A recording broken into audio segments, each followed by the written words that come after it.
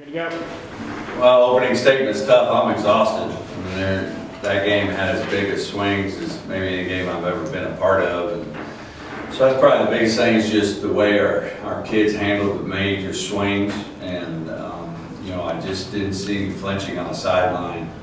Didn't see anybody, you know, turn on each other, and we just kept working and did something that no one in that locker room's done, beat SIU. So, you know, they talk about the student-athlete experience. Well, the most important thing in student-athlete experience is they win.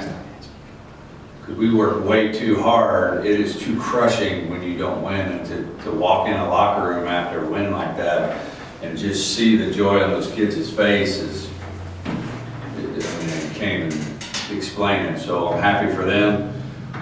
We talk about playing hard, playing smart, playing together. Well, we're playing hard and we're playing together, but man, there's some stuff out there that you know, we gotta get cleaned up. So I'll worry about that tomorrow. We've got 24 hours to enjoy this thing. Unfortunately, I'm an emotional eater, so I'm probably gonna pulverize something. I don't know what I'm gonna eat, but I can't wait. I'll go ahead and open it up to questions. Let's talk about the student away from the game, just to see 8,000 people here tonight. What does that mean to you, and what it means for what you're trying to do here? It just feels like, you know, the town had a lot of buzz. There's a lot of people in the stands. You heard them. Probably the best thing I saw at the end was the students rushing the field, and we had a kind of a chant or whatever. They're dancing out there on the logo, which I thought was phenomenal. And, that's what college experience is like, and we want, you know, our student body come be a part of that. And just this town and this university deserves a winner. And you know, gotta be patient. This is just year 2. You know, there's still a lot of holes there, but we're giving this town and university everything we got to try to produce as much as we can. Take me through the decision to send McCrum out there. What was going through your head at that point after you'd missed 3 field goals earlier in the night? I'm a loyal dude. I got the same golf club I've ever had. I got the same wife, and so, you know, if my wife jacks something up 3 times in a row, you don't go to someone else. You stick with people and you coach them, and that's what I told him. I said, hey, you missed 3, you can't do nothing about those 3, right? So just make sure those 3 don't make you miss the 4th one. You know how to do this. Go out there and win us a football game, and so you're just proud of them. And, the kind of mentality that it takes to just go through that pressure cooker and come out with a game-winning field goal. But easy choice to kick it there. Was a second down with 10 seconds left? No thought to maybe try one more play? I mean, was that easy call? Okay. Well, you get to kick it again, you know, if you miss it. Okay. So you know, you get two shots at it. All right. SIU's QB went on. You know, he threw for 6 touchdowns last year in this game. You know, and you guys held him to 2 touchdowns and then picked him off 3 times. What scheme did you guys throw at him? You know, be prepared for him in this game and just have that outcome?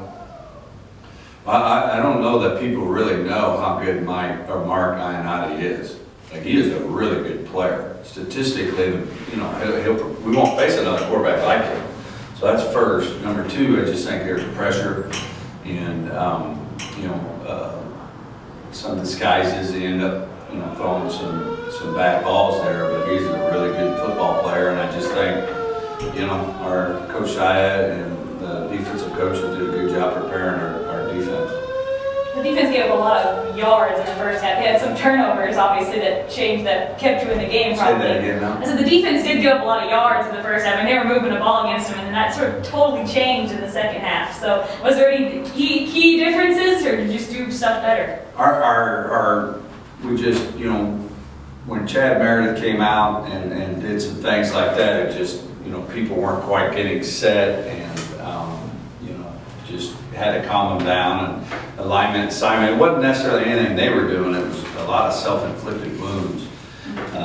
You know, there's still a lot of first-year players out there, so just got them coached on the sideline. They end up getting out there and getting it fixed. I saw something, I don't know if you'll remember it. It was after the second drive, the second half. I don't know if you'll remember it. It was like 3rd and 2, and Bender lost like 4 yards, and you came over to the offense and you said something, and you gave Paul McRoberts a little fist bump. Do you remember what you said there? What was your message to him? Well, it was a critical time, and are you on the sideline? No.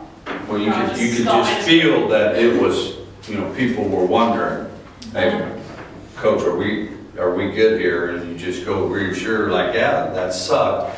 All right, but just keep going. All right, we're going to do everything we can to win this football game, and then you got to just keep your heads. That was just a moment I just felt like we needed to calm the offense down a little bit because they're getting frustrated.